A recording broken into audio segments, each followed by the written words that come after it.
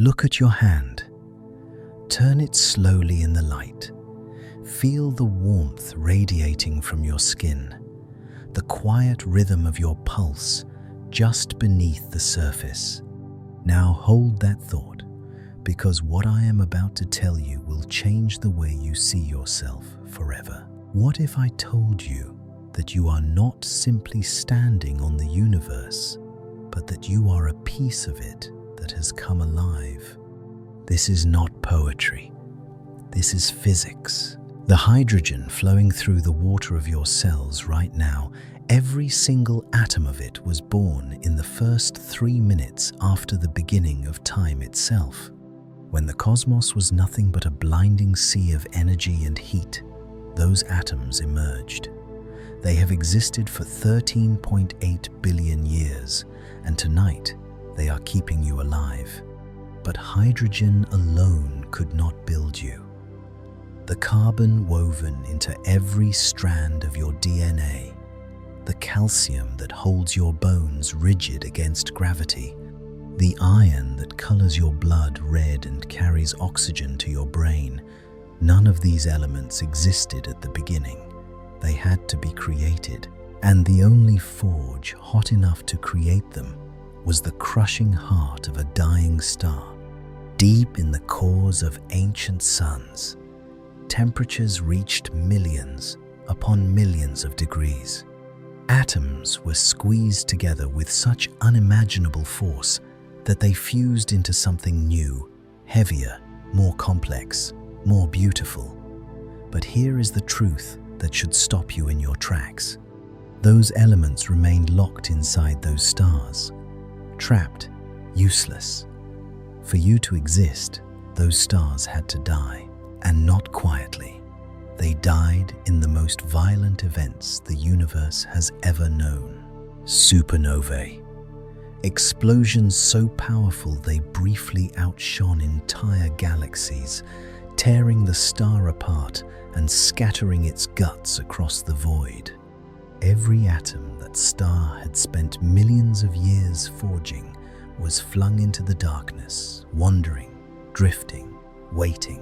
You are the ash of that explosion, reassembled, reorganized, reborn. But here is the part that no equation has ever been able to explain. Atoms are not alive. Carbon is not alive. Iron does not dream. Hydrogen does not wonder about its own origins. And yet, somehow, when these dead remnants of ancient stars came together in one specific arrangement, on one specific world, orbiting one ordinary star, they woke up. They became aware. They became you. Think about what that means.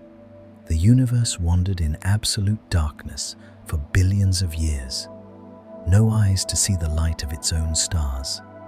No mind to comprehend its own vastness. And then, after eons of patience, it gathered its scattered remains and built something impossible, a pair of eyes through which it could finally look back at itself. Your eyes. So no, you are not a small, insignificant speck, lost in a vast and indifferent cosmos. You are the cosmos. You are the galaxy's way of experiencing itself. Stardust that learned to think. Atoms that learned to wonder about atoms. Tonight, let us trace the lineage of your body, from the first spark of creation to the steady beat of your heart. Let us walk the 13.8 billion year road that led to this exact moment to you. Alive, listening, aware. Let us remember who you really are, right now, in this very moment, as you lie here and let the world fall quiet around you. There is something extraordinary happening inside your body. It is so ordinary that you have never once thought about it, and yet it is so ancient that it defies every intuition you have about what it means to be young, to be new, to be alive. There is water flowing through you. It moves in your blood. It cushions your brain. It fills every single one of the roughly 37 trillion cells that compose your body. And within that water, there are hydrogen atoms. Simple, silent, unremarkable by every outward measure. But those atoms are 13.8 billion years old. They are not copies. They are not reproductions. They are the originals. The very same hydrogen atoms that were forged in the first moments of existence are circulating inside you tonight. You are not merely made of old materials. You are carrying the oldest surviving relics in the entire observable universe, and they are woven so deeply into your flesh that you could not separate yourself from them without ceasing to exist. Let that settle for a moment. You think of yourself as young. You think of your body as something that began on the day you were born, something assembled from the food your mother ate, something grown from the nutrients of this world. And that is true, in part. But at the atomic level, a far deeper truth is waiting. You were not entirely born on the day the doctors wrote on your birth certificate. Parts of you, the most fundamental parts, were born at the very beginning of time itself. And to understand how that is possible, we need to go back, not centuries, not millennia. We need to travel to the moment before moments existed, to the event that created the very concept of before and after. We need to return to the singularity. There is no human language adequate for what the singularity truly was. Every metaphor falls short. Every analogy collapses under the weight of what actually happened. But let us try. Imagine a point, not a small point in the way you think of a grain of sand as small, a point of 0 dimensions, of infinite density, containing within it every particle of energy that would ever exist, every photon of light that would ever illuminate a galaxy, every atom that would ever compose a planet, a mountain, an ocean, a living cell, all of it compressed into something smaller than the smallest thing you could ever conceive. There was no space outside of it, because space itself was folded within. There was no time before it, because time had not yet begun its forward march. There was only this state of absolute, unimaginable potential. And then, for reasons that physics can describe but never fully explain, it erupted. The Big Bang was not an explosion in space. It was an explosion of space, of time, of reality itself. In the first fraction of a second, temperatures reached trillions upon trillions of degrees.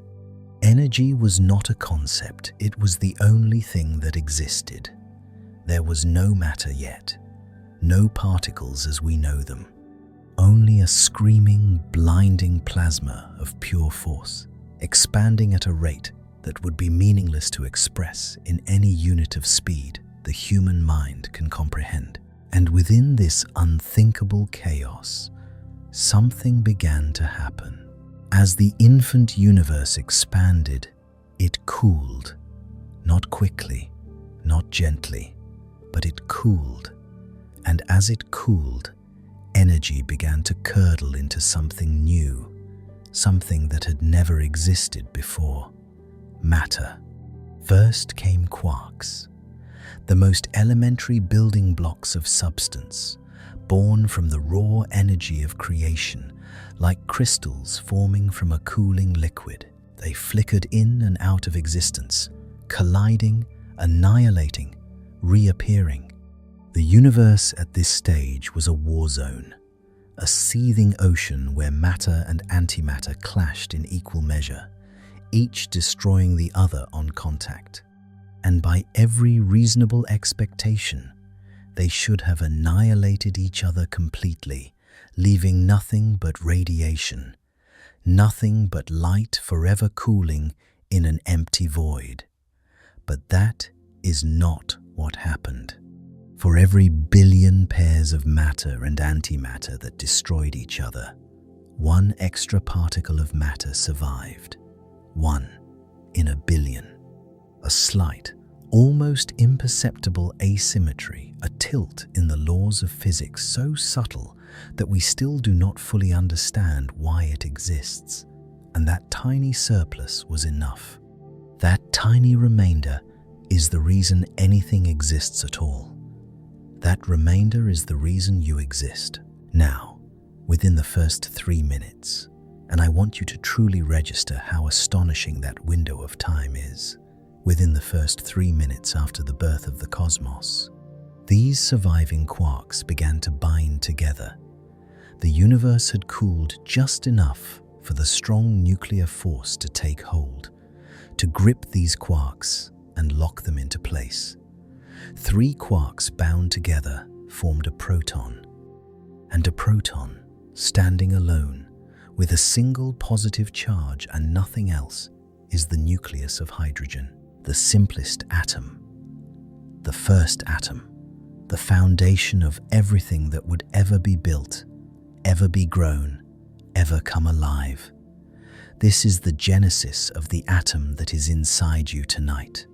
Not in some poetic, metaphorical sense, in the most literal, physical sense that science can offer. The protons in the hydrogen, in the water, in your cells, were assembled in that moment, in those 3 minutes, in that primordial furnace, and they have not changed since. They have not aged. They have not decayed. They have simply traveled across 13.8 billion years of time, through collapsing gas clouds and forming galaxies and exploding stars and swirling planetary disks until they arrived here, in your body, in your bloodstream, in this very breath you are taking now. Consider what this means the next time you raise a glass of water to your lips. You are not merely hydrating. You are consuming atoms that were present at the birth of space and time. Every sip is a communion with the origin of reality itself. The hydrogen in that water has traveled through epochs you cannot fathom. It drifted through the dark void before any star had ignited. It was pulled into the first nebulae by gravity's patient hand. It may have been part of a star that burned for millions of years before scattering its outer layers into the cosmos. It may have wandered through interstellar space for billions of years, cold and alone, before being swept into the cloud of gas and dust that would eventually collapse to form our sun and its planets. And finally, after a journey of almost incomprehensible duration, it found its way into the molecular machinery of a living cell. Your cell. You are not separate from this history. You are the current chapter of it. Your body is a vessel, a temporary, breathing, thinking vessel for atoms that are functionally immortal. They were here before the Earth. They will be here after you. And for this brief, extraordinary window of time, they are you. But there is a part of this story that is often overlooked, and it deserves your full attention.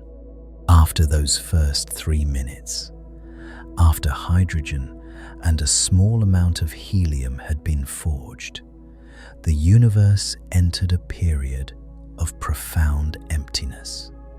The initial fire faded. The plasma cooled into a transparent gas.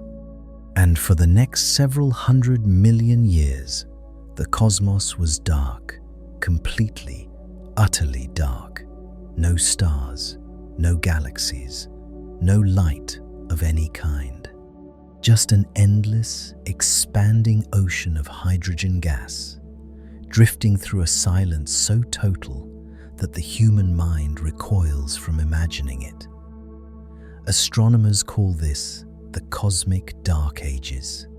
And it is in this era that hydrogen reveals its quiet, monumental importance. Because gravity, that most patient and persistent of all forces, was at work, slowly, imperceptibly. Over millions of years, hydrogen atoms began to drift toward one another, not because they chose to, not because of any design, simply because mass attracts mass, and given enough time, even the faintest whisper of gravitational pull can gather clouds of gas into dense, swirling knots. Hydrogen was the clay of the cosmos. It was the only raw material the universe had to work with, and without it, gravity would have had nothing to pull, nothing to gather, nothing to compress. The universe would have remained an infinite, featureless fog, expanding forever into meaningless emptiness. But hydrogen was there, and gravity was patient. Think of it this way: every cathedral, every city, every civilization, every living thing that has ever existed on this planet, all of it traces its material lineage back to those silent clouds of hydrogen drifting through the dark. That single, humble atom, the simplest structure in all of chemistry, with just one proton and one electron, is the ancestor of everything. It is the seed from which the entire complexity of the physical universe would eventually grow, not because it was complex itself, but because it was there. It existed. And in a universe governed by gravity and time, existence is enough. Slowly, across those hundreds of millions of dark and silent years, the clouds of hydrogen grew denser. The atoms crowded together. Pressure mounted.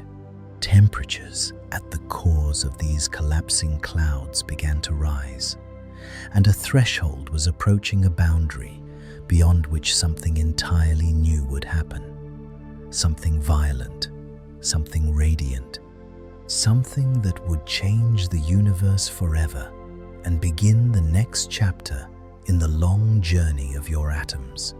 Because hydrogen, for all its simplicity, holds a secret. When you compress it enough, when you crush it under enough gravitational pressure, when the temperature at its core reaches roughly 10 million degrees, hydrogen atoms do something extraordinary. They fuse, they merge together and release energy on a scale that can illuminate an entire region of space for billions of years. That process has a name. It is called nuclear fusion, and the structure it creates has a name too. We call it a star. In the next chapter, we will step inside those first stellar furnaces. We will watch as hydrogen is crushed and transformed into heavier elements, the carbon, oxygen, and iron that now compose your body. We will witness the birth of the first stars, the forges in which you were truly built. But for now, rest with this single, staggering thought. The most ancient thing in your possession is not a family heirloom. It is not a photograph or a letter or a memory. It is the hydrogen in your blood. It has been traveling for 13.8 billion years. And tonight, after the longest journey in the history of the universe, it is here, inside you, keeping you alive. You are the living testimony of the first 3 minutes of creation, and your story is only beginning. Right now, in this very moment, as you lie here and let the world fall quiet around you, there is something extraordinary happening inside your body. It is so ordinary that you have never once thought about it, and yet it is so ancient that it defies every intuition you have about what it means to be young, to be new, to be alive. There is water flowing through you. It moves in your blood. It cushions your brain. It fills every single one of the roughly 37 trillion cells that compose your body. And within that water, there are hydrogen atoms. Simple, silent, unremarkable by every outward measure. But those atoms are 13.8 billion years old. They are not copies. They are not reproductions. They are the originals. The very same hydrogen atoms that were forged in the first moments of existence are circulating inside you tonight. You are not merely made of old materials. You are carrying the oldest surviving relics in the entire observable universe, and they are woven so deeply into your flesh that you could not separate yourself from them without ceasing to exist. Let that settle for a moment. You think of yourself as young. You think of your body as something that began on the day you were born, something assembled from the food your mother ate, something grown from the nutrients of this world. And that is true, in part. But at the atomic level, a far deeper truth is waiting. You were not entirely born on the day the doctors wrote on your birth certificate. Parts of you, the most fundamental parts, were born at the very beginning of time itself. And to understand how that is possible, we need to go back. Not centuries, not millennia. We need to travel to the moment before moments existed, to the event that created the very concept of before and after. We need to return to the singularity. There is no human language adequate for what the singularity truly was. Every metaphor falls short. Every analogy collapses under the weight of what actually happened. But let us try. Imagine a point, not a small point in the way you think of a grain of sand as small. A point of 0 dimensions, of infinite density, containing within it every particle of energy that would ever exist, every photon of light that would ever illuminate a galaxy, every atom that would ever compose a planet, a mountain, an ocean, a living cell, all of it compressed into something smaller than the smallest thing you could ever conceive. There was no space outside of it, because space itself was folded within. There was no time before it, because time had not yet begun its forward march. There was only this state of absolute, unimaginable potential. And then, for reasons that physics can describe but never fully explain, it erupted. The Big Bang was not an explosion in space. It was an explosion of space, of time, of reality itself.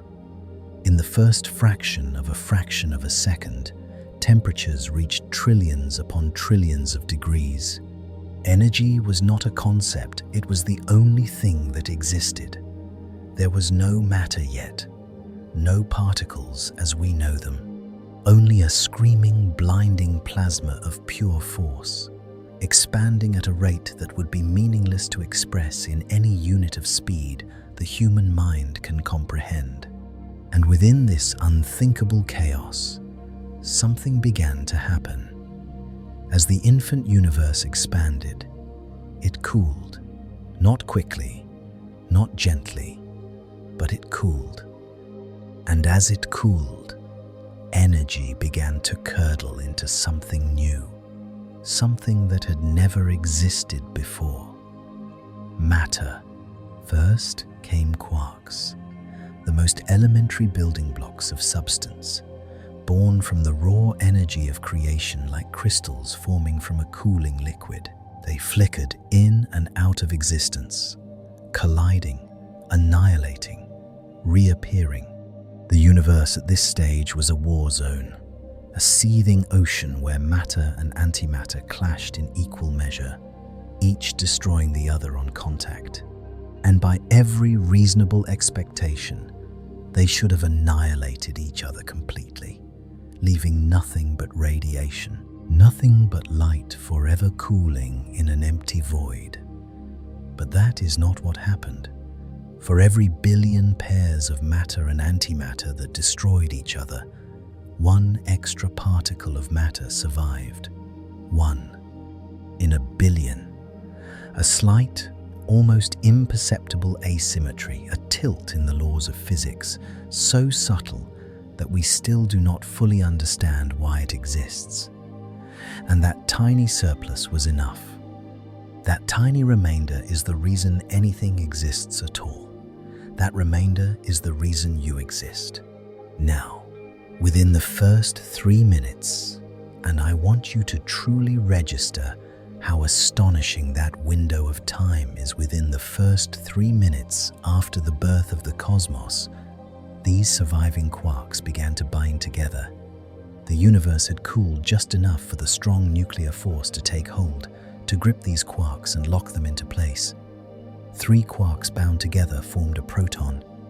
And a proton, standing alone, with a single positive charge and nothing else, is the nucleus of hydrogen, the simplest atom, the first atom, the foundation of everything that would ever be built, ever be grown, ever come alive.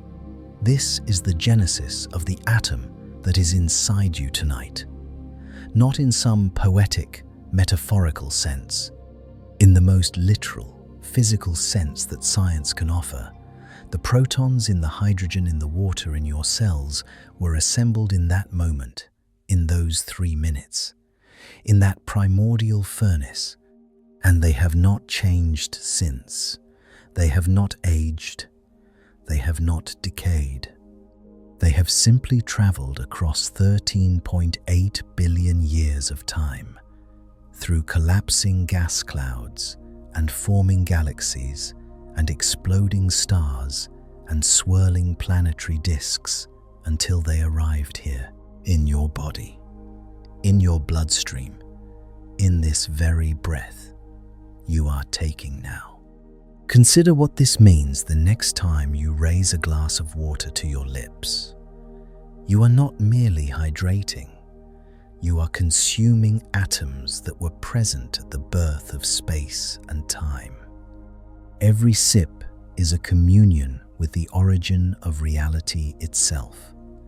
The hydrogen in that water has traveled through epochs you cannot fathom. It drifted through the dark void before any star had ignited. It was pulled into the first nebulae by gravity's patient hand. It may have been part of a star that burned for millions of years before scattering its outer layers into the cosmos. It may have wandered through interstellar space for billions of years, cold and alone, before being swept into the cloud of gas and dust that would eventually collapse to form our sun and its planets. And finally, after a journey of almost incomprehensible duration, it found its way into the molecular machinery of a living cell. Your cell. You are not separate from this history. You are the current chapter of it. Your body is a vessel, a temporary, breathing, thinking vessel for atoms that are functionally immortal. They were here before the Earth. They will be here after you. And for this brief, extraordinary window of time, they are you. But there is a part of this story that is often overlooked, and it deserves your full attention. After those first 3 minutes, after hydrogen and a small amount of helium had been forged, the universe entered a period of profound emptiness. The initial fire faded, the plasma cooled into a transparent gas, and for the next several 100 million years, the cosmos was dark, completely, utterly dark. No stars, no galaxies, no light of any kind, just an endless, expanding ocean of hydrogen gas, drifting through a silence so total that the human mind recoils from imagining it. Astronomers call this the cosmic dark ages, and it is in this era that hydrogen, reveals its quiet, monumental importance. Because gravity, that most patient and persistent of all forces, was at work. Slowly, imperceptibly, over millions of years, hydrogen atoms began to drift toward one another. Not because they chose to, not because of any design, simply because mass attracts mass, and given enough time, even the faintest whisper of gravitational pull can gather clouds of gas into dense, swirling knots. Hydrogen was the clay of the cosmos.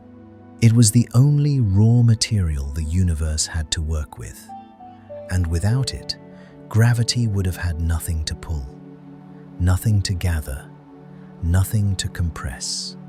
The universe would have remained an infinite, featureless fog, expanding forever into meaningless emptiness. But hydrogen was there, and gravity was patient. Think of it this way. Every cathedral, every city, every civilization, every living thing that has ever existed on this planet, all of it traces its material lineage back to those silent clouds of hydrogen drifting through the dark. That single, humble atom, the simplest structure in all of chemistry, with just one proton and one electron, is the ancestor of everything. It is the seed from which the entire complexity of the physical universe would eventually grow, not because it was complex itself, but because it was there. It existed, and in a universe governed by gravity and time, existence is enough. Slowly, across those hundreds of millions of dark and silent years, the clouds of hydrogen grew denser. The atoms crowded together. Pressure mounted. Temperatures at the cores of these collapsing clouds began to rise, and a threshold was approaching a boundary beyond which something entirely new would happen.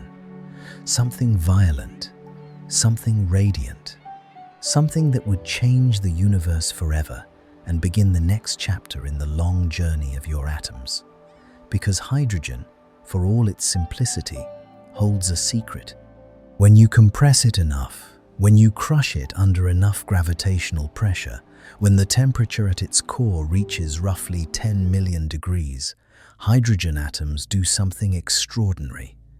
They fuse, they merge together and release energy. Energy on a scale that can illuminate an entire region of space for billions of years. That process has a name. It is called nuclear fusion. And the structure it creates has a name too. We call it a star. In the next chapter, we will step inside those first stellar furnaces. We will watch as hydrogen is crushed and transformed into heavier elements, the carbon, oxygen, and iron that now compose your body.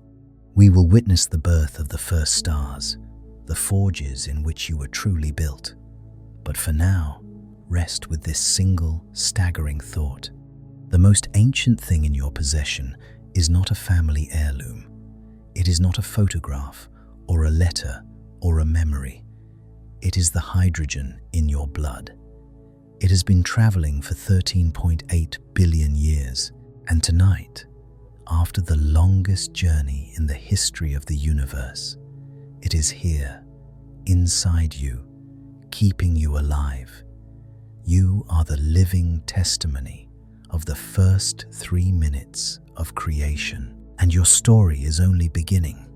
There is a moment in the life of every massive star when the fire that has burned for millions of years meets something it cannot consume, a wall it cannot break through. An element so stubborn, so thermodynamically defiant, that the mere act of trying to fuse it does not release energy, it devours it.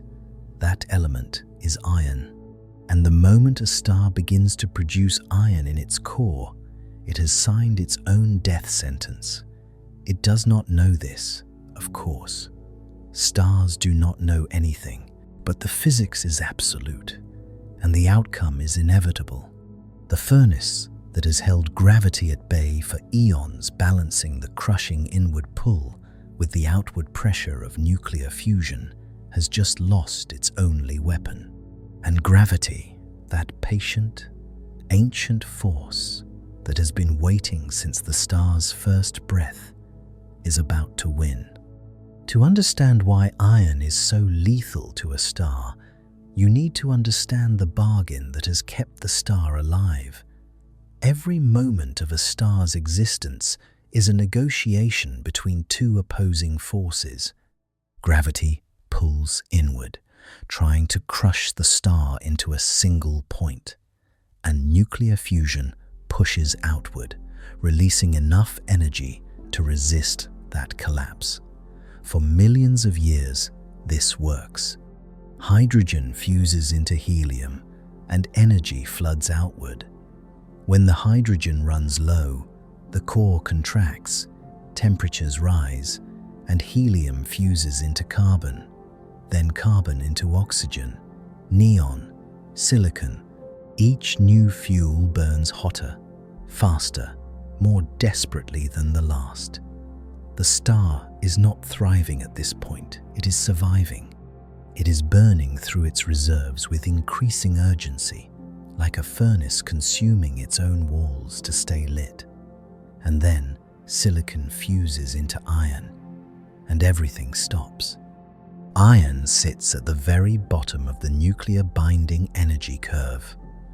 This means that fusing iron into anything heavier does not release energy. It absorbs it. The star, for the first time in its life, is trying to burn a fuel that steals heat instead of generating it. It is the equivalent of throwing water on your own fire while standing in the cold. The outward pressure that has supported the star against its own gravity begins to vanish, not slowly, not gradually, almost instantaneously. And what happens next unfolds in a fraction of a second, yet it is one of the most violent events the physical universe will ever produce. The core collapses. A mass of iron roughly 1.5 times the mass of our entire sun, compressed into a sphere no larger than a city, suddenly loses the force holding it up, and it falls inward. Not at the speed of a rock tumbling down a hill, not at the speed of sound. The core collapses at roughly 1/4 of the speed of light. Try to hold that number in your mind. 1/4 of the speed of light. A structure the size of a planet, containing more matter than your mind can meaningfully comprehend, falling inward upon itself at 75,000 kilometers per second. The atoms themselves are crushed together so violently that protons and electrons are forced to merge, forming neutrons. Matter as we understand it ceases to exist in any recognizable form. In less than a single second, the core that once burned with the radiance of 1 billion suns becomes a solid ball of neutrons, an object so dense that a teaspoon of it would weigh more than a mountain. And then something remarkable happens. The collapse reaches a limit. The neutrons, pressed shoulder to shoulder in a state of matter that exists nowhere else in nature, suddenly resist further compression.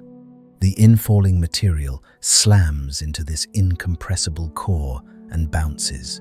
It rebounds, and a shockwave, a wall of energy more powerful than anything the universe has generated since its own birth, erupts outward through the dying star. This is the supernova, and in its fury, something miraculous takes place. The temperatures and pressures in that shockwave are so extreme, so far beyond anything the star's core ever achieved during its life, that new elements are forged in the chaos. Elements heavier than iron. Elements that no ordinary stellar furnace could ever produce. the iodine that your thyroid gland depends upon to regulate your metabolism, the zinc that your immune system requires to defend you against infection, the copper that helps your blood carry oxygen, the selenium that protects your cells from oxidative damage. All of it, every atom, was born in this moment of catastrophic violence. Not in the calm, sustained burn of a living star, but in the frenzied, uncontrolled fury of its death. You carry within your body elements that could only have been created by destruction on a scale that defies language. But the supernova is not merely an act of creation. It is, more fundamentally, an act of distribution. And this is the part of the story that matters most for your existence. Consider this. For millions of years, the star we described in the previous chapters worked tirelessly to forge carbon, oxygen, nitrogen, and all the other elements that would eventually compose your body. Those elements existed. They were real. They were sitting inside the star's layered core like geological strata, each shell a different element, each one heavier than the last, but they were trapped, locked inside a gravitational prison of unimaginable strength. Without the supernova, they would have remained there forever, entombed in a dead stellar remnant, cooling in the darkness for eternity. The carbon in your DNA would never have reached the molecular cloud that became our solar system. The oxygen you are breathing would never have existed as a free atom in interstellar space. The calcium in your bones would be locked in the corpse of a star you will never see. The supernova is what sets them free. The shockwave tears through the outer layers of the star at thousands of kilometers per second, flinging processed material into the vacuum of space. Billions upon billions of tons of enriched matter, the products of millions of years of nucleosynthesis, are scattered across light years of interstellar space. It is the most generous act in the cosmos. A dying star bleeds its guts into the void, not to survive, not to benefit itself, but because the physics of its death demands it. And in that scattering, in that violent act of cosmic distribution, the raw materials for planets, oceans, atmospheres, and living cells are delivered to the galaxy. You exist because a star bled. You breathe because a star died in the most violent way possible and scattered its body across the darkness.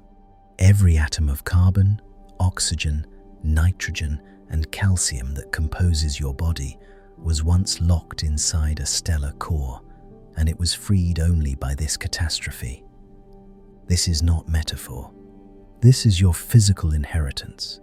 Now, I want you to pause and consider something even more extreme. Look at your hand. If you are wearing a ring, hold it up. If there is gold in the device you are listening to right now, consider it. That gold, that heavy, lustrous, almost impossibly dense metal, was not made in a supernova. It could not have been. Even the fury of an exploding star is not violent enough to forge gold in any meaningful quantity. Gold, along with platinum and several other of the heaviest elements on the periodic table, requires something even more catastrophic. It requires the collision of neutron stars. Imagine two of those impossibly dense remnants we described, the compressed cores left behind after supernovae spiraling toward each other across millions of years, drawn by their mutual gravitational pull. Slowly, inexorably, they close the distance between them, and then they collide. Two objects, each the mass of a sun, but the size of a city, slamming into each other at a significant fraction of the speed of light. The resulting explosion, called a kilonova, briefly generates temperatures and pressures that dwarf even a supernova. And in that cataclysm, neutrons are captured by atomic nuclei at such a furious rate that the heaviest elements in existence are forged: gold, platinum, uranium. The material for your wedding band was created in a collision between the corpses of dead stars. The gold in the circuitry of the technology around you was born in one of the most violent events the universe can produce. You do not merely live among the wreckage of celestial catastrophes. You adorn yourself with it. You build your civilization upon it. There is a profound, almost unbearable irony embedded in this process. The universe, in its earliest epochs, was simple. Hydrogen, helium, a trace of lithium. That was everything. The cosmos was clean and uncomplicated, but it was also barren. Nothing interesting could happen with hydrogen alone. No planets could form. No chemistry could emerge. No life could arise. Complexity required heavier elements, and heavier elements required violence. The only way the universe could become interesting, the only way it could produce molecules, minerals, oceans, proteins, cells, nervous systems, and conscious beings, was through the destruction of its own most magnificent creations. Stars had to die for you to live.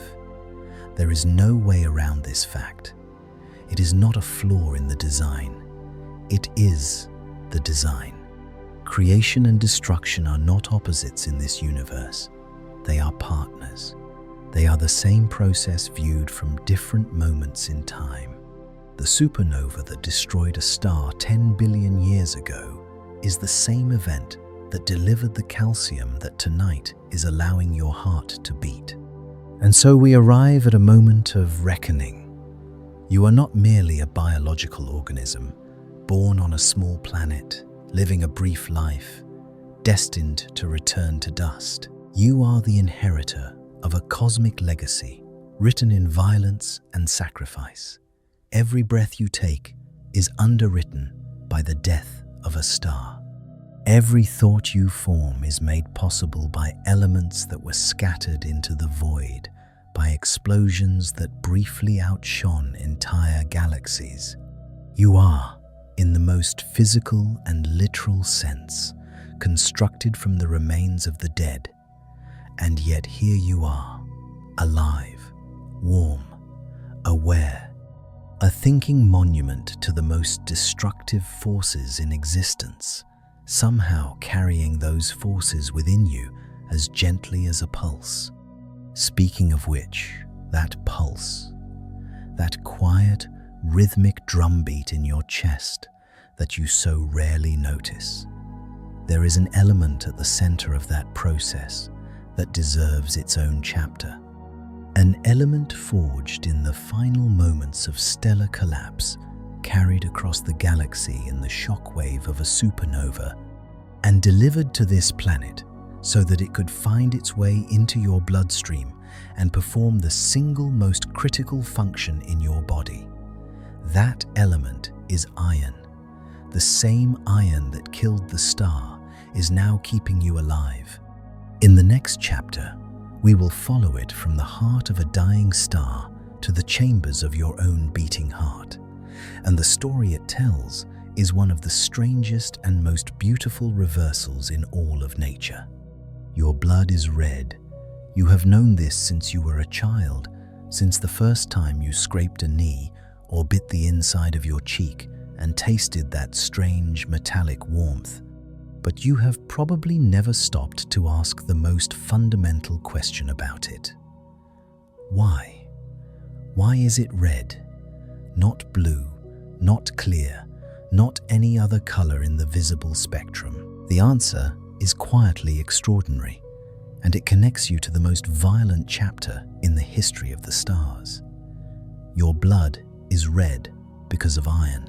Deep within every red blood cell coursing through your veins, there is a protein called hemoglobin. And at the architectural center of every hemoglobin molecule, nested like a jewel in a crown, sits a single atom of iron. When that iron atom binds with oxygen, it absorbs certain wavelengths of light and reflects others, and the wavelength it reflects most strongly falls in the red part of the spectrum. That is the entire reason. The color of your life force, the crimson that has been a symbol of vitality and passion across every human culture for millennia, comes down to the optical properties of a metal forged in the final death throes of an ancient star. Put your fingers to your wrist right now. Feel your pulse. That gentle, rhythmic pressure against your fingertips is not merely the mechanical pumping of a muscle. It is the movement of iron through your body. Ancient iron, stellar iron. With every beat of your heart, you are feeling the vibration of stardust traveling through you, carrying the oxygen that keeps your consciousness burning in the darkness. Let us return to the star. In the previous chapter, we stood at the edge of catastrophe and watched a massive sun exhaust its final fuel reserves. We described how a star spends its life fusing lighter elements into heavier ones, hydrogen into helium, helium into carbon, carbon into oxygen, and onward through neon, silicon, and beyond each stage burning hotter, faster, and more desperately than the last.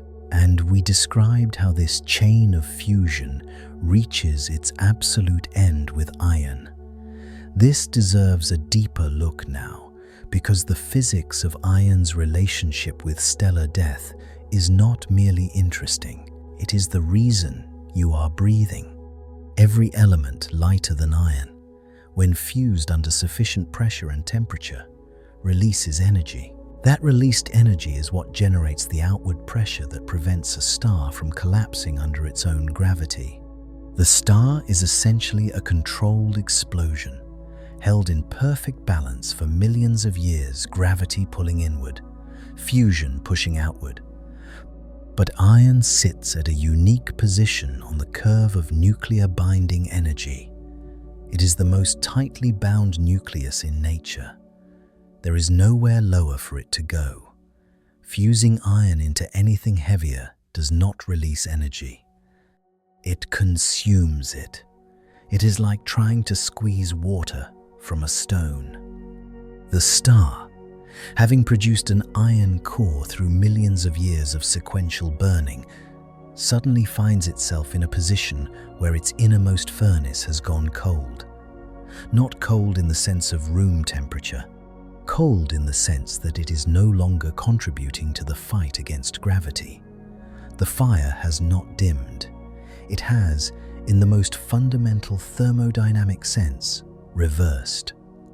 And within seconds, not years, not days, but seconds, the core collapses and the star dies in the supernova we described before. Iron is the ash of stellar fusion. It is the final, inert residue left behind when a star has burned everything it possibly can. It is the element that marks the boundary between stellar life and stellar death.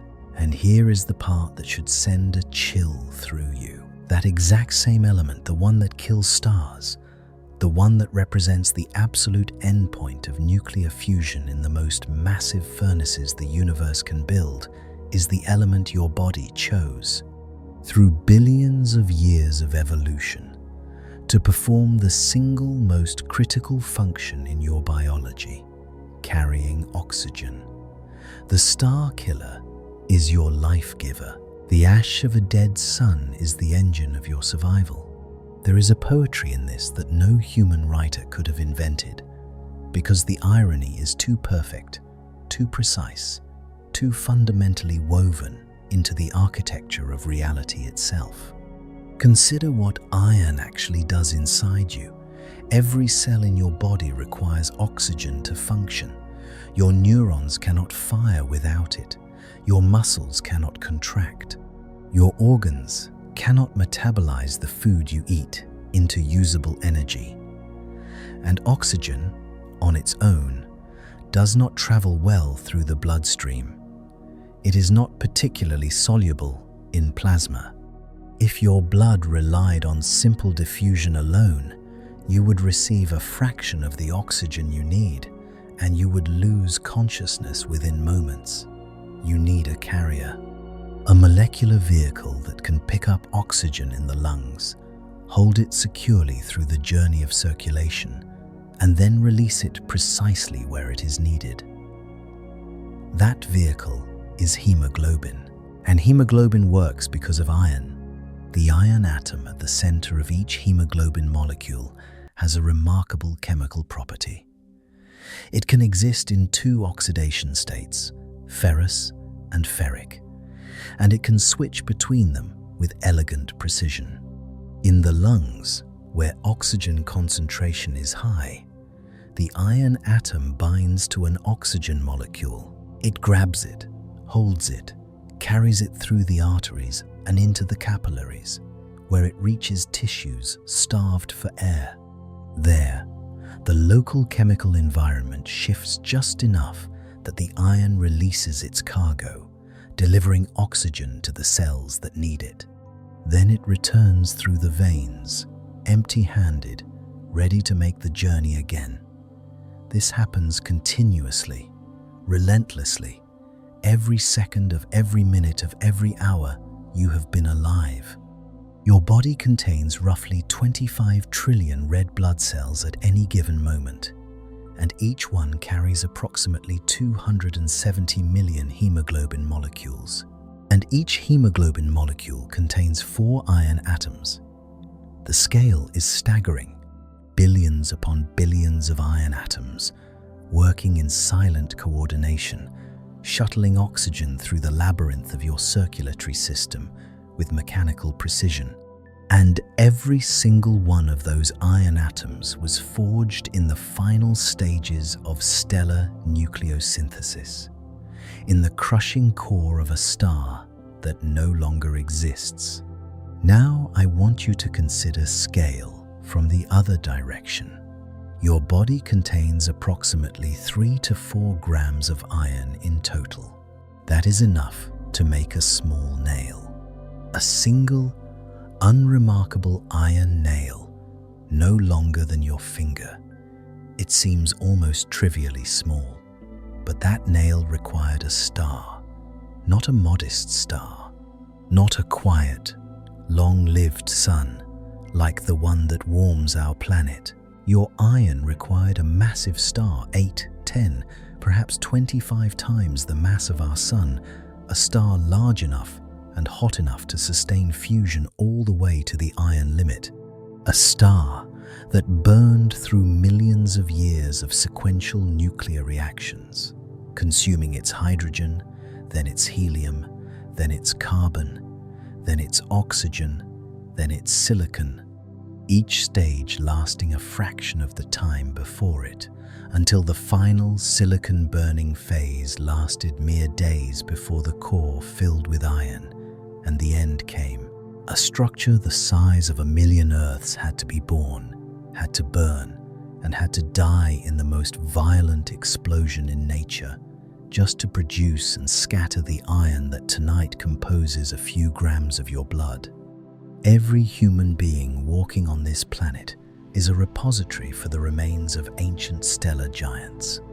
We are walking graveyards of dead suns, carrying their ashes in our veins, repurposed and reorganized into something those stars could never have imagined, if they could have imagined anything at all. There is one more dimension to your iron that I want you to hold in your mind before we move forward, because it connects you not only to the stars, but to the very planet beneath your feet and the invisible forces that structure the cosmos itself. Iron is a metal, and metals interact with magnetic fields.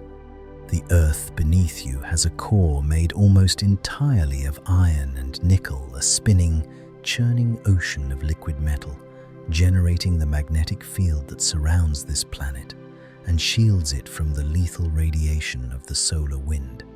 Without that iron core, the Earth's atmosphere would have been stripped away billions of years ago, and life as we know it could never have developed. You are protected by iron below and sustained by iron within. But it goes deeper than that. Magnetic fields are not unique to Earth. They thread through the galaxy. They wrap around stars, flow through nebulae, and shape the movement of charged particles across interstellar space. Iron, with its particular electron configuration, is one of the most magnetically responsive elements in nature. You are, in a meaningful sense, a metallic being. There is metal in your blood, metal in your enzymes, metal embedded in the molecular machinery of your cells. And that metal connects you, however faintly, to the same electromagnetic forces that govern the behavior of stars, planets, and galaxies. You are not separate from the cosmos. You are tuned to it. You resonate with the same fundamental forces that sculpt nebulae and steer solar winds.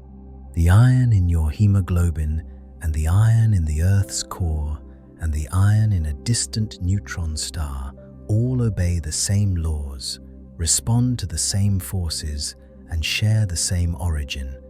You are made of the universe's own substance, shaped by the universe's own rules, carrying the universe's own metals through the fragile, temporary architecture of a living body. And it is temporary. That is the truth we must now confront. The iron in your blood has been traveling for billions of years, and it will continue traveling long after you are gone. Your body is not a permanent home for these atoms. It is a waypoint, a brief chapter in an almost unimaginably long story. The iron you carry tonight was part of an interstellar dust cloud before it was part of you. And when your body eventually returns to the Earth, that iron will re-enter the soil, be taken up by plants, consumed by other organisms, dissolved into rivers, carried to the ocean, buried in sediment, and perhaps millions of years from now, subducted into the Earth's mantle, melted and returned to the cycle of planetary geology. Or perhaps billions of years from now, when our sun expands and swallows the inner planets, those atoms will be flung back into interstellar space, free once again to wander the galaxy and find their way into some new cloud of gas, some new collapsing star, some new world, some new body that does not yet exist and cannot yet be imagined. You do not own your atoms. You borrow them. Every element in your body, the iron in your blood, the calcium in your bones, the carbon in your DNA, the oxygen in your breath, is on loan from the cosmos. And the cosmos will, eventually, reclaim every last one. This is not a tragedy. This is the mechanism by which the universe sustains itself. It is the great recycling, the endless circulation of matter through forms and structures and living things, each one temporary, each one precious, each one a brief and unrepeatable arrangement of atoms that have been and will be 1,000 other things before the story ends. In the next chapter, we will follow this cycle. We will trace the path of a single atom through deep time, and we will discover something that should humble you to your core, that the atoms in your body have almost certainly been part of other living beings before. Other humans, other animals, other organisms, stretching back to the very first cell that flickered into existence on this planet. You are not merely made of stardust. You are made of everything and everyone that has ever lived. And that story is waiting for you now. There is a boundary around this world.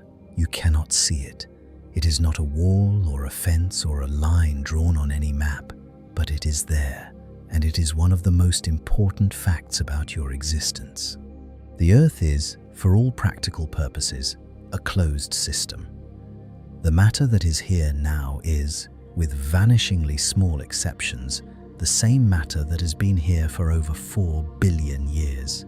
A thin dusting of cosmic debris falls from space meteorites, interplanetary dust, the occasional fragment of a comet, but the amount is negligible compared to the vast inventory of atoms already present on this planet, and almost nothing leaves. The occasional wisp of hydrogen escapes the upper atmosphere into the vacuum of space, but the heavier atoms, the carbon, the oxygen, the nitrogen, the iron, the calcium, the phosphorus, all the elements that compose every living thing, they stay. They have always stayed.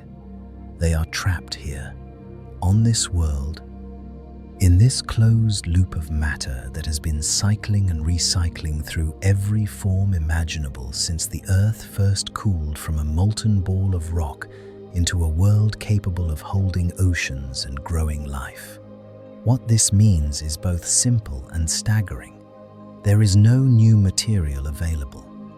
Every atom that composes your body tonight was already here long before you arrived, long before your parents arrived, long before the first human being stood upright on the African savanna. The carbon in your muscles, the oxygen in your blood, the nitrogen in your neurotransmitters, none of it was manufactured for you.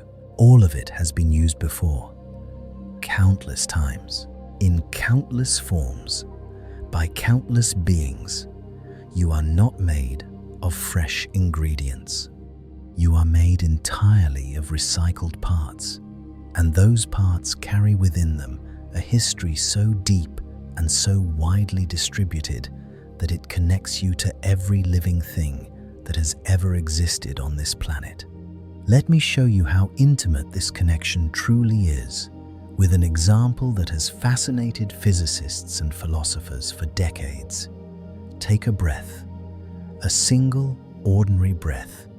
The air you just drew into your lungs contains roughly 25 sextillion molecules. That is a 25 followed by 21 zeros, a number so vast that it defies any meaningful human intuition. Now consider this. On the 15th of March, 44 years before the Common Era, a Roman senator named Julius Caesar exhaled his last breath on the floor of the Roman Senate. The molecules in that final exhalation, nitrogen, oxygen, carbon dioxide, water vapor, did not disappear. They dispersed.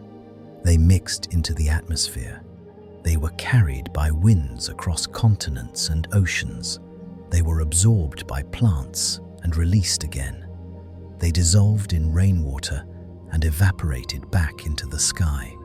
Over the course of 2,000 years, those molecules have been so thoroughly scattered and redistributed across the entire atmosphere of the Earth that they are now, statistically, everywhere. The mathematics is surprisingly straightforward. Given the total number of molecules in the atmosphere, and given the number of molecules in a single breath, the probability that your most recent inhalation contained at least one molecule from Caesar's dying breath is not small. It is not a remote chance. It is a near certainty. You are breathing the same air, not metaphorically, not poetically, molecularly. And it is not only Caesar.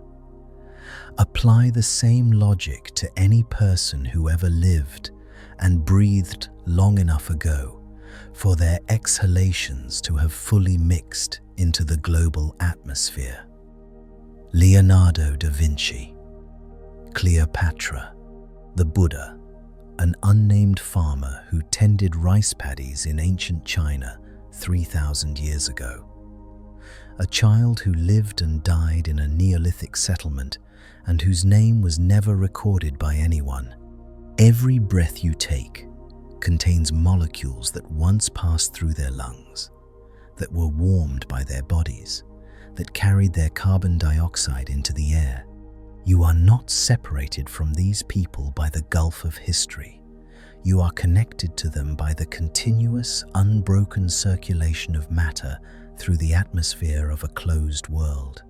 The air is a shared inheritance, a molecular commons that every breathing creature on Earth has contributed to and drawn from since the first organism pulled gases from the sky. But the atmosphere is only one pathway of this great recycling. The deeper story runs through the soil, through the water, through the living tissue of every organism that has ever grown on this planet. Consider the carbon atom, one specific carbon atom, if we could follow it across deep time. 400 million years ago, that atom might have been part of a molecule of carbon dioxide floating in a warm, humid atmosphere above a world covered in vast primordial forests. A fern absorbs it during photosynthesis, pulling it from the air and locking it into the sugar molecules that form its leaves. The fern dies. It falls to the forest floor and is buried under layers of sediment. Over millions of years, heat and pressure transform it into coal. It sits in the earth, entombed for epochs. Then, perhaps 200 million years later, volcanic activity or tectonic shifting brings it closer to the surface. It is weathered out of rock, dissolved in groundwater, carried to a river, swept into the ocean. There, a tiny marine organism, a foraminifera, a shell builder no larger than a grain of sand, absorbs it and incorporates it into its calcium carbonate shell. The organism dies and sinks to the bottom of an ancient sea that no longer exists. The shell becomes limestone. Millions more years pass. The limestone is uplifted by the collision of continental plates, forming a mountain range. Rain dissolves the limestone slowly, releasing the carbon atom back into a river, which carries it to a meadow where it is absorbed by the roots of a grass, eaten by a cow, converted into protein, consumed by a human being, and woven into the double helix of a strand of DNA in a cell in that person's liver. And that person is you, or it could be you. The path is different for every atom, but the principle is identical. Matter flows, it cycles, it passes through form after form, organism after organism, geological structure after geological structure, in an endless relay race that has been running for 4 billion years without a single interruption. You are a mosaic, not merely of stardust, as we discussed in earlier chapters, but of Earth's entire biological and geological history. The nitrogen in your neurotransmitters may have once been part of the proteins in a Triassic reptile. The phosphorus in your bones may have spent 100 million years locked in a seabed before being thrust upward into a mountain and slowly weathered into the soil that grew the wheat that became the bread that you ate last Tuesday. The hydrogen in your cells, that ancient primordial hydrogen we traced back to the Big Bang, has been part of uncountable water molecules, cycling through oceans and rivers and rainstorms and glaciers and living bodies since the Earth first developed a hydrosphere. Nothing in you is new. Everything in you is ancient, borrowed, and shared. And this leads us to a question that has haunted philosophers for as long as philosophy has existed, though it was first posed in the context of a ship rather than a body. The ancient Greeks told a story about the ship of Theseus. Theseus, the mythical hero, had a ship that was preserved by the Athenians as a memorial. Over time, the wooden planks of the ship decayed and were replaced, one by one, with new timber. Eventually, every single plank had been swapped out. The question arose, Is it still the ship of Theseus? Or is it a completely different ship that merely occupies the same space and carries the same name? Your body poses the same question, and the answer is no less unsettling. You replace your cells constantly. The lining of your stomach is renewed every few days. Your skin cells are replaced roughly every 2 to 3 weeks. Your red blood cells live for about 4 months before being broken down and rebuilt. Your skeleton is entirely remodeled over the course of a decade. The atoms that compose these cells come from the food you eat, the water you drink, and the air you breathe.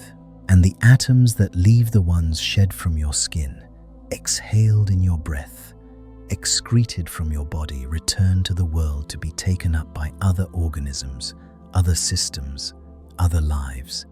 The best current estimates suggest that within roughly 7 to 10 years, nearly every atom in your body has been replaced by a different one. The you of 10 years ago and the you of tonight share almost no physical material in common. You are composed of entirely different substance, and yet you persist. Your memories persist. Your identity persists. Your sense of self has remained continuous and unbroken, despite the fact that the material substrate underlying it has been almost completely swapped out, like a river that remains a river, even though the water flowing through it is never the same water twice. So what are you? If you are not your atoms because your atoms are temporary visitors passing through you on their way to somewhere else, then what exactly is the thing that looks in the mirror and recognizes itself?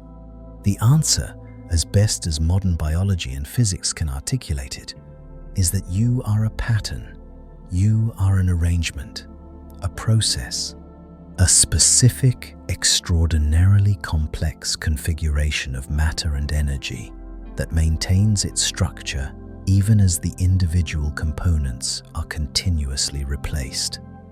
You are not a thing. You are a happening.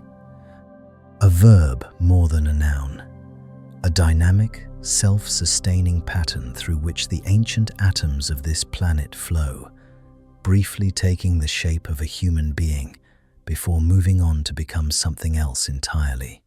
And if that is what you are, a temporary pattern through which matter flows, then consider what it means for every other human being.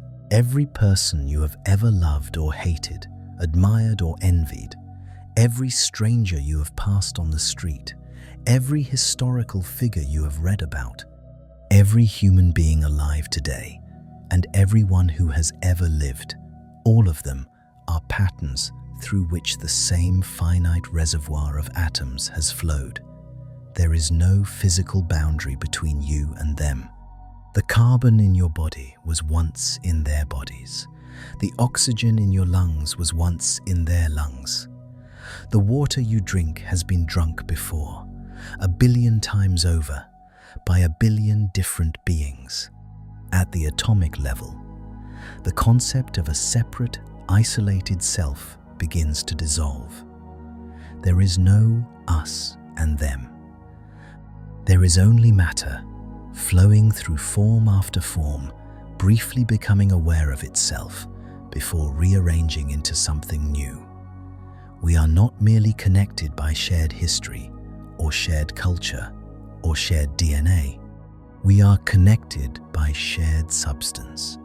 We are all eating, breathing, and wearing the same ancient stardust that has been cycling through this planet since its formation. You are, in the most literal physical sense, made of everyone who came before you, and everyone who comes after you will be made, in part, of what you are now.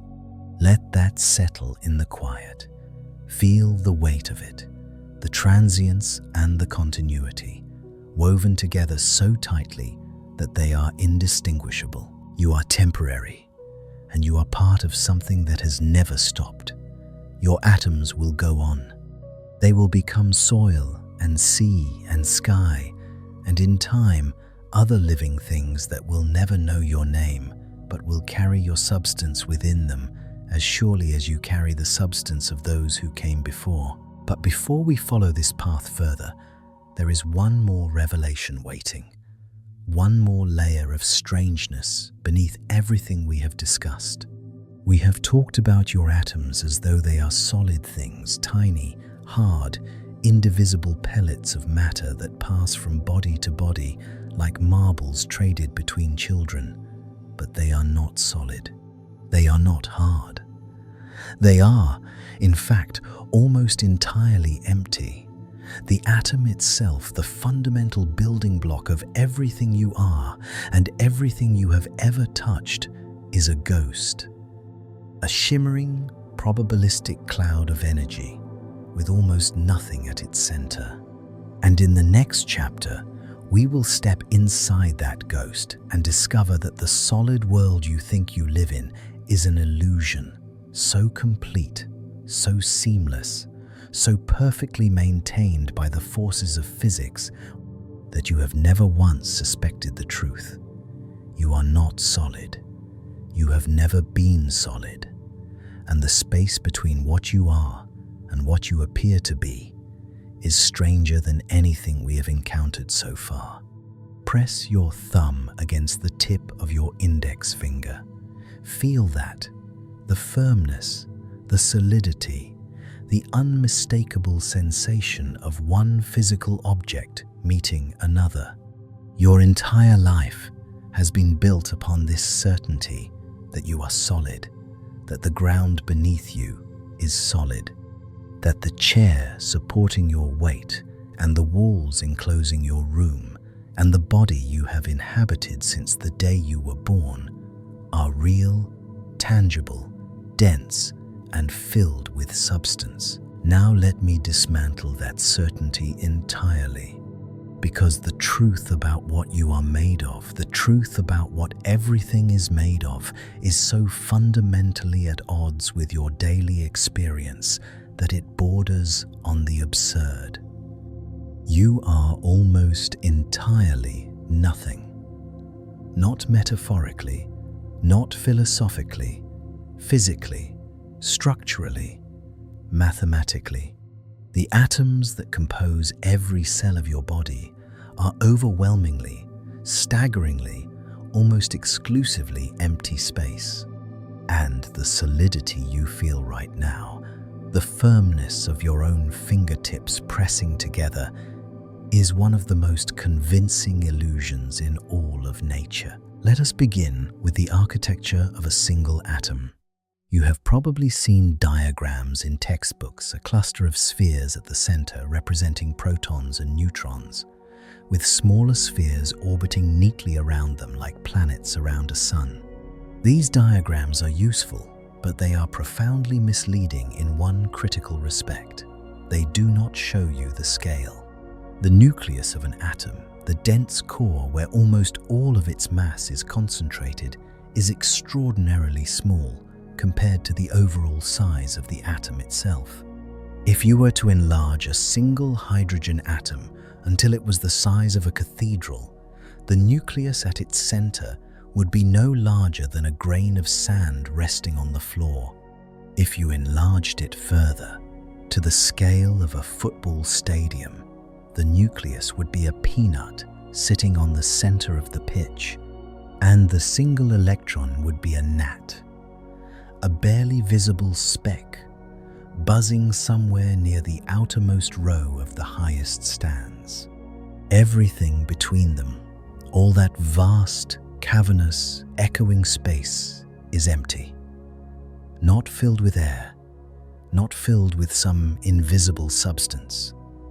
Empty, a vacuum, a void so disproportionately large compared to the particles it contains that the very word atom, which was coined by the ancient Greeks to mean indivisible, should perhaps have been named after absence rather than presence, because the defining feature of an atom is not its substance, it is its emptiness.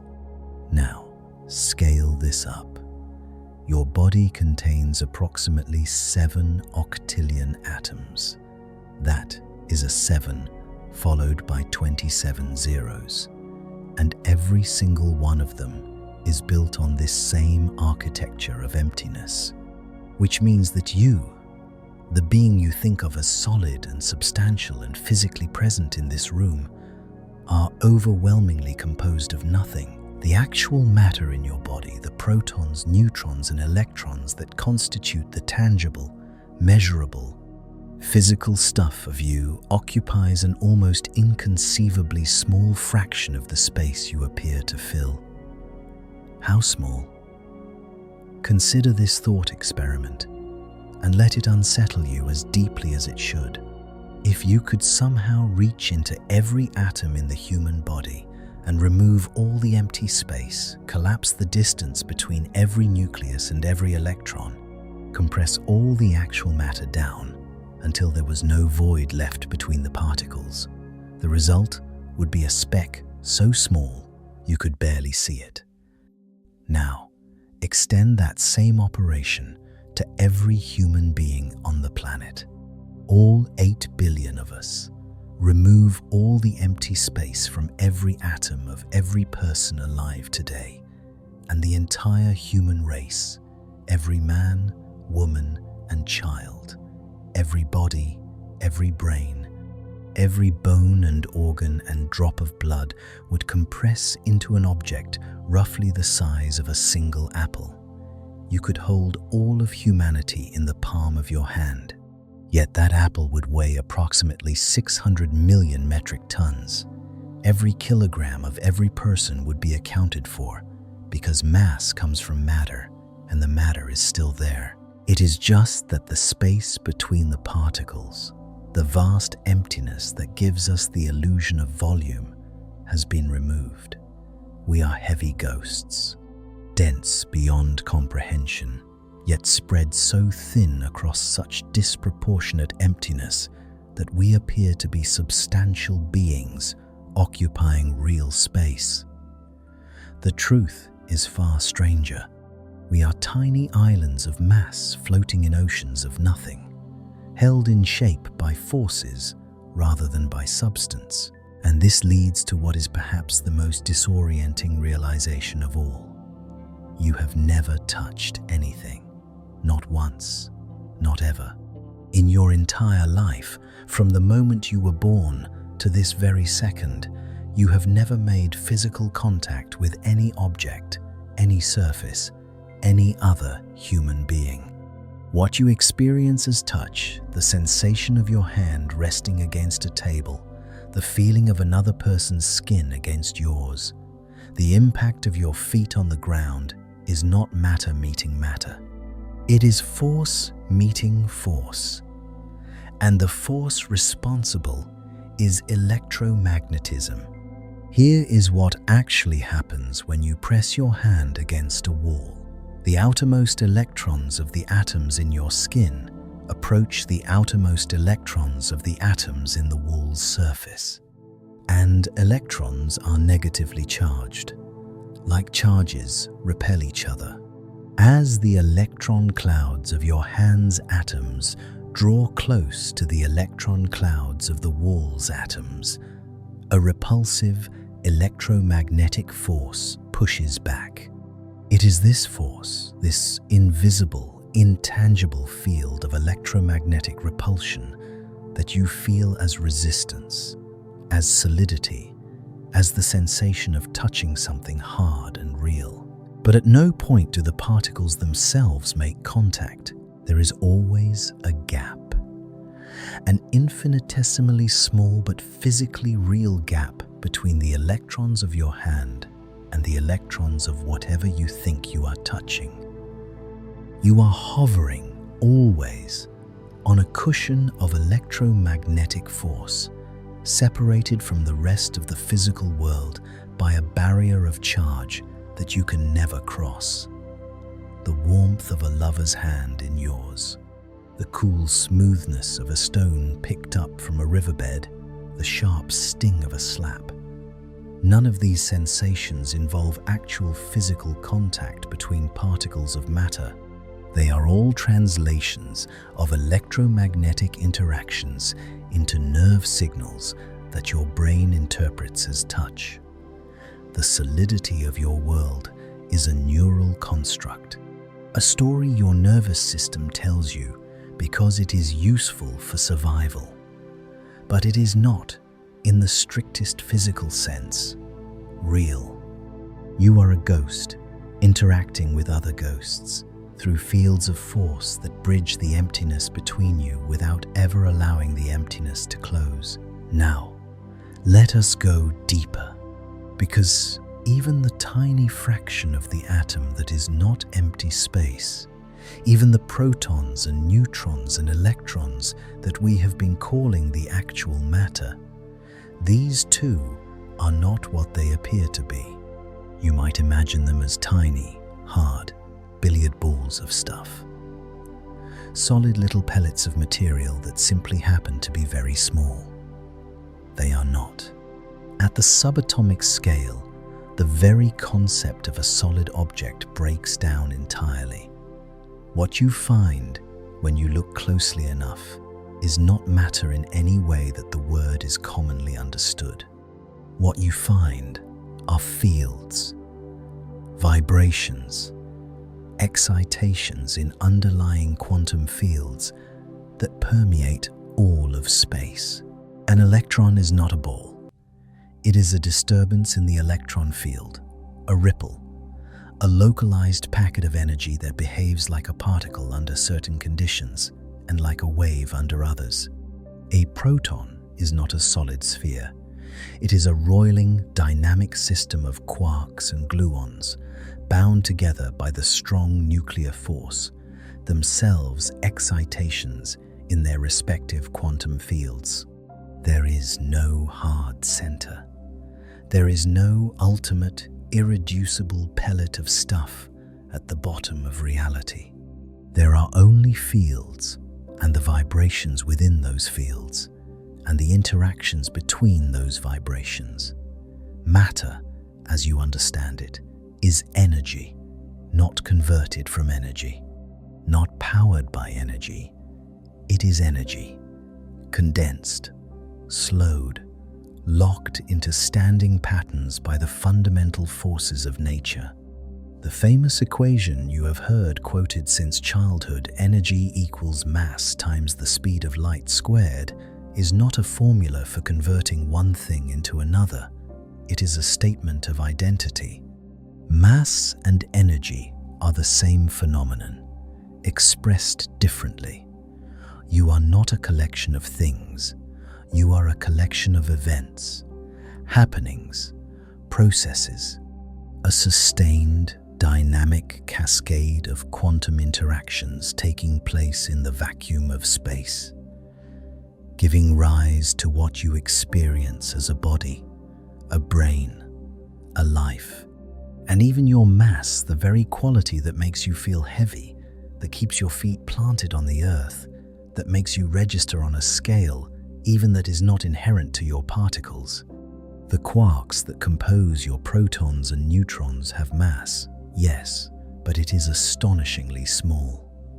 The intrinsic mass of the quarks inside you accounts for only about 1% of your total body mass. The remaining 99% comes from the energy of the strong force, the binding energy that holds the quarks together inside each proton and neutron. You are heavy not because your particles are heavy, but because of the energy of the forces between them. And even the small intrinsic mass that the quarks do possess is not a property that belongs to them by default. It is given to them by the Higgs field, an invisible quantum field that permeates every point in the universe. As particles move through this field, they interact with it, and that interaction manifests as what we call mass. Without the Higgs field, every particle in existence would be massless, traveling at the speed of light, incapable of forming atoms, molecules, planets, or people. You have weight tonight because you are swimming through an invisible sea. Your visible reality, your shape, your density, your gravitational pull on the Earth and its pull on you is a consequence of the invisible. You are the visible symptom of forces and fields you cannot see, cannot feel, and did not know existed until the last century of physics dragged them into the light. So here you are, a being that appears solid but is almost entirely empty. A being that seems to touch the world but has never made contact with anything. A being whose mass is borrowed from invisible fields and whose matter is not matter at all but energy vibrating in the quantum void. You are less a thing and more a process, less an object and more an event. A shimmering, temporary, extraordinary arrangement of fields and forces held together for a few decades in a pattern of staggering complexity before dissolving back into the raw fabric of reality from which it emerged. And yet you are here. You are aware. You are listening to these words and understanding them. The empty atoms that compose your brain are doing something that no equation in physics can fully explain. They are generating experience, consciousness, a sense of self. The quantum fields that have no color are producing the sensation of blue. The electromagnetic forces that have no sound are giving rise to the experience of music. The atoms that have no feelings are somehow, through some mechanism we do not yet understand, creating the feeling of wonder that you may be experiencing right now, in this very moment, as you contemplate the ghost that you are. How does emptiness become aware? How does a pattern of vibrating energy look out at the universe and ask what it is? That is the deepest question we have encountered on this journey, and it is the question waiting for us in the next chapter. Because the strangest thing about the universe is not that it is made of almost nothing.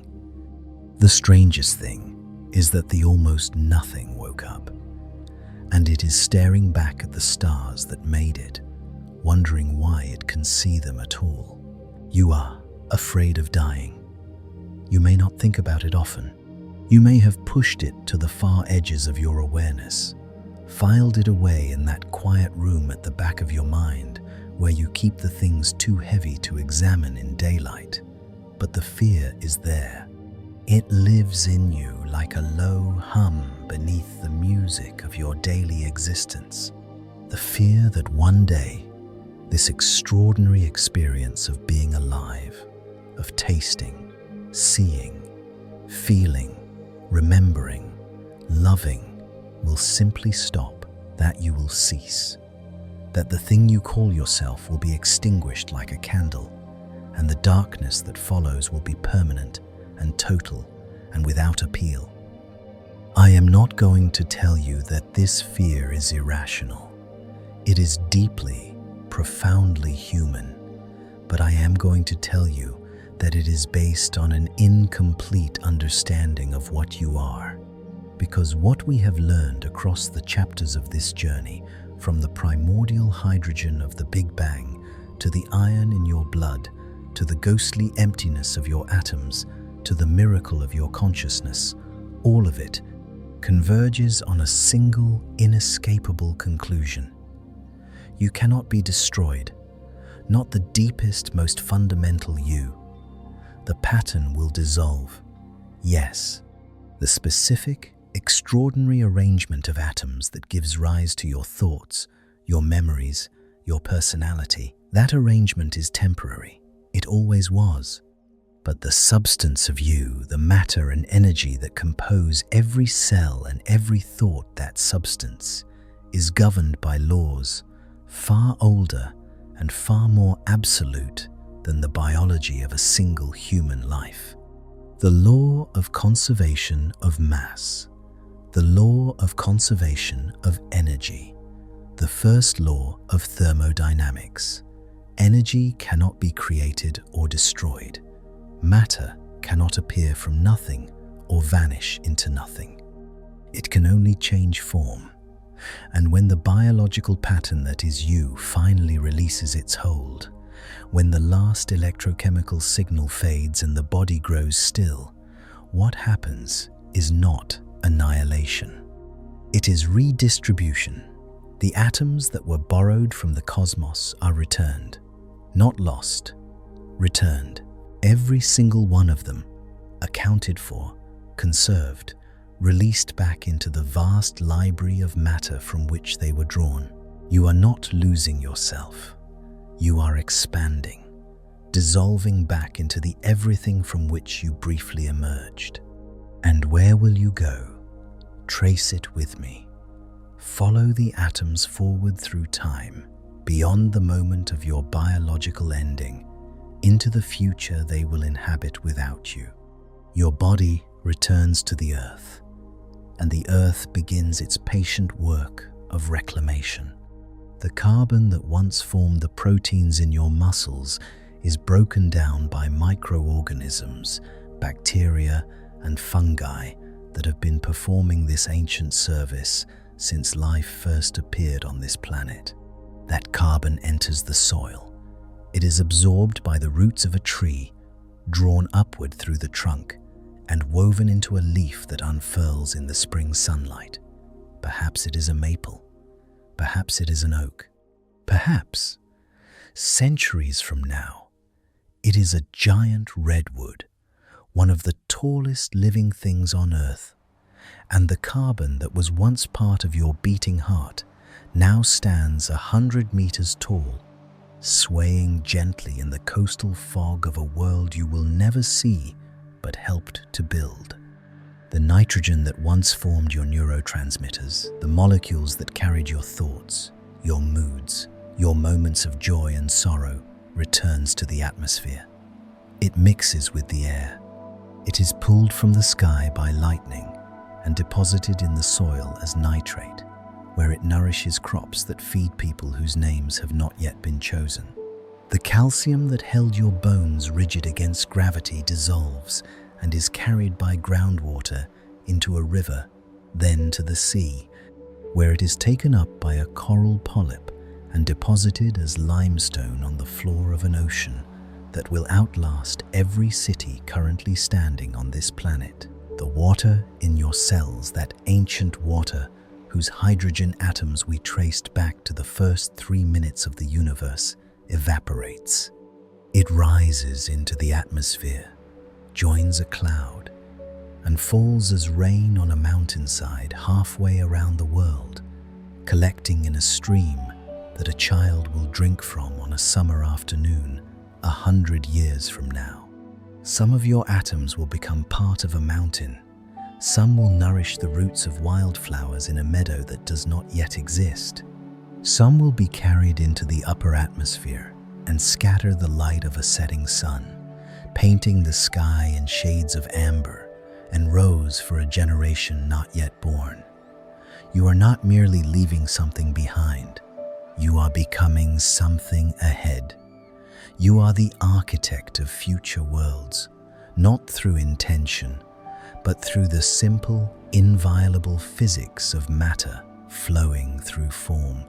But let us look further, much further, because the earth itself is not eternal, and the story of your atoms does not end here. In approximately 5 billion years, our sun will exhaust the hydrogen fuel in its core.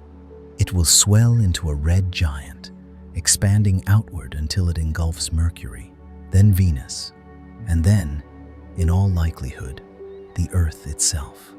The oceans will boil away. The atmosphere will be stripped into space.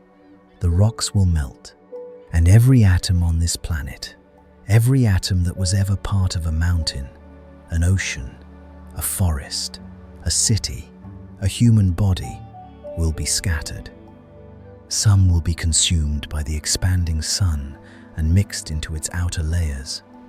Others will be blown outward by solar winds into interstellar space. Your atoms, the same atoms that were forged in ancient stars and assembled into your body for this brief window of time, will be launched back into the void from which they came. They will drift through the galaxy.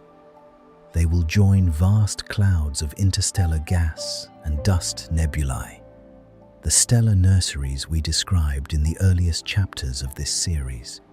And there, pulled together once again by the patient hand of gravity, they will participate in the formation of new stars, new planets, new worlds with new oceans under new skies.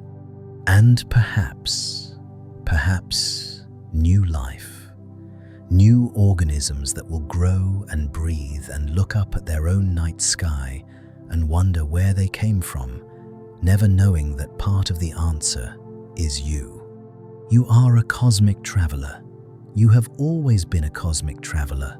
The atoms in your body have already made this journey once, from the Big Bang through the interstellar void, into the collapsing cloud that became our solar system, into the molten rock that became our planet, into the chemistry that became life, into the long chain of organisms that eventually became you. And they will make it again. This is not a one-way trip. It is an eternal circuit, a round-trip ticket with no expiration date, written in the laws of physics themselves. You are a temporary stop on a permanent journey, and the journey does not end when you do. This is the truth that the fear of death obscures. Biological death, the cessation of the pattern, is a significant event in the life of a human being, but it is a minor event in the life of an atom. Your atoms have already survived the most violent and extreme conditions the universe can produce. They endured the unimaginable heat of the Big Bang. They withstood the crushing pressures inside the cores of massive stars. They were forged in nuclear furnaces operating at tens of millions of degrees. They survived the cataclysmic explosion of a supernova, being flung across light years of space at thousands of kilometers per second. They endured the slow, cold loneliness of interstellar drift, wandering for millions of years through the vacuum between the stars. They survived the violent accretion of a planetary system, the bombardment of the early Earth, the chaos of a young and hostile world. And after all of that, after 13.8 billion years of continuous existence, through every conceivable extreme of temperature, pressure, radiation, and cosmic violence, they are here, inside you, unbroken, unchanged at the most fundamental level. The protons in your hydrogen atoms are the same protons that formed in the first 3 minutes of the universe. They have not aged. They have not degraded. They have not lost a single unit of their charge or a fraction of their mass. By every measure that physics can apply, they are immortal. And since you are made of them, since there is no part of you that is not made of them, then something of you is immortal too. Not the pattern. The pattern is mortal, and there is a beauty in that mortality that we should not rush to deny. But the substance, the raw, ancient, indestructible material from which you are built, that is beyond the reach of death. It always has been. It always will be. So, here we are, at the end of this journey that began with a hand held up in the light and a pulse felt beneath the skin. We have traveled backward to the first fraction of a second after the birth of time. We have stood inside the cores of dying stars and watched the elements of your body being forged. We have felt the shock wave of a supernova scattering those elements into the void. We have followed them across billions of years, through collapsing gas clouds and forming planets and the slow, miraculous emergence of life. We have looked into the architecture of your atoms and found them to be almost entirely empty, held together by forces rather than substance. animated by a consciousness that physics cannot yet explain. And now, we stand at the edge of the future and see those same atoms continuing onward, beyond your life, beyond this planet, beyond this star, into a future so vast and so open that it makes the past we have already traversed seem like a single breath. And the question that remains is not a question of physics. It is a question of how you choose to live. If you are what this journey has revealed you to be, a temporary arrangement of immortal stardust, a brief and unrepeatable pattern through which the universe experiences itself, then how should you spend the remaining moments of this particular arrangement? What does it mean to know that you are ancient beyond comprehension, connected to every living thing that has ever existed, built from the wreckage of dead stars, sustained by the iron that killed them, composed of atoms that will outlast every structure in the known universe? Perhaps it means that the small frustrations and anxieties that consume so much of your daily existence deserve to be seen in a different light.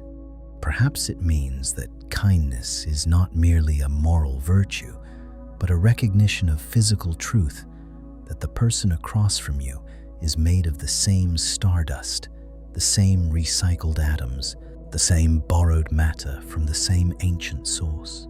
Perhaps it means that curiosity, the desire to understand, to ask, to wonder, is the highest and most natural expression of what you are, because you are the universe trying to understand itself. And perhaps, above all, it means that presence, the simple act of being fully here, fully awake, fully aware in this single, unrepeatable moment, is the most extraordinary thing you can do with the brief time the pattern holds. Look at your hand one last time. Turn it slowly in the light, the way we did at the very beginning. See it differently now. See the hydrogen that was born in the first 3 minutes of creation. See the carbon and oxygen that were forged in the hearts of ancient stars. See the iron that was scattered by a supernova and carried across the galaxy to find its way into your blood. See the emptiness between your atoms, the quantum fields vibrating in the void, the electromagnetic forces that give you the illusion of solidity. See the consciousness that emerged from all of this impossibly, inexplicably, and is now looking at its own hand and knowing what it is made of.